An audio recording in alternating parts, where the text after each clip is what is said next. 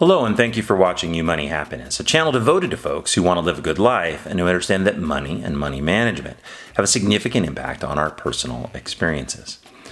My name is Armando Roggio, and in this video, I want to talk to you about developing a hedgehog concept for your personal success. The idea of a hedgehog concept comes from Jim Collins' 2001 book, Good to Great. This book is a business management classic, and in it, Collins and his research team identified 11 companies that had gone from being good businesses to great businesses, beating the general market and similar companies for at least a 15-year period.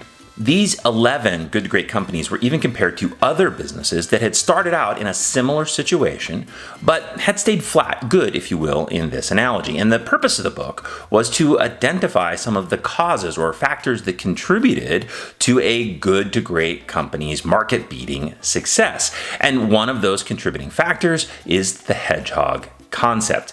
The idea is that hedgehogs, as compared to foxes, tend to look at the world in a simplified way. They take complex ideas and they sort of narrow it down to something they can wrap their heads around and act upon. So the fox is always busy making up these very complicated plans to attack, kill, and eat the hedgehog. And when the attack comes, the hedgehog simply curls up into a spiny ball and wins, okay? It's the idea of taking something complex in the business space and finding a simplified, easy to understand way of addressing those issues. Now, this is done by asking 3 questions about your business, or for our purposes, about your life. Collins uses a Venn diagram to explain how answering these questions can help a business identify its hedgehog concept, its simple idea for business. What can you be the best in the world at? What drives your economic engine? What are you deeply passionate about? Next, Collins does something that I think is interesting in his book, Good to Great. Let me go ahead and read you this short passage. To quickly grasp the 3 circles, consider the following personal analogy. Suppose you were able to construct a work life that meets the following 3 tests. First, you are doing work for which you have a genetic or God-given talent, and perhaps you could become one of the best in the world in applying that talent. Second, you are well paid for what you do.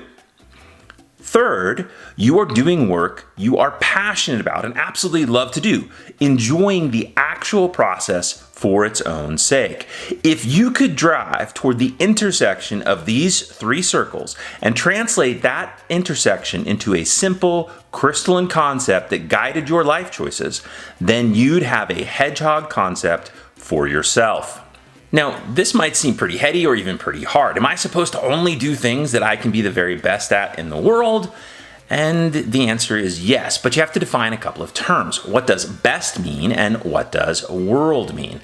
These both can be taken into some context that might make them achievable for you. For example, you might decide that you can be the best SAT or ACT tutor or coach in your hometown, right? So you can help students improve their scores by 50%, and parents will pay you for that because those much better scores have a significant impact on things like college entrance or even scholarships. What's more, you'll love it. You like helping those students achieve greater things, improve their scores, and so if that was you, you would have a hedgehog concept. And this can be in lots of different industries, right? You could decide that you can be the very best landscaper in your particular area, or that you might be able to be the very best Moroccan restaurateur in your state. So in these contexts, best and world doesn't have to mean everybody on Earth or the entire planet. It can mean those things that are within your reach, right? And you can be the best in your particular niche.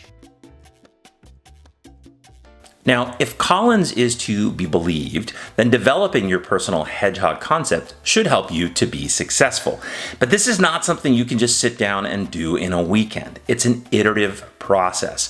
In the book, Good to Great, Collins actually suggests that there's a group of business leaders who get together on a regular basis and they discuss the 3 circles. They ask questions, they make decisions based on the information that they have, and then they go and analyze the results of those decisions until they can form a really, truly crystallized hedgehog concept. In your personal life, this might mean asking yourself questions or talking to your spouse about it, or even asking friends for input. Ask them, what are you really good at?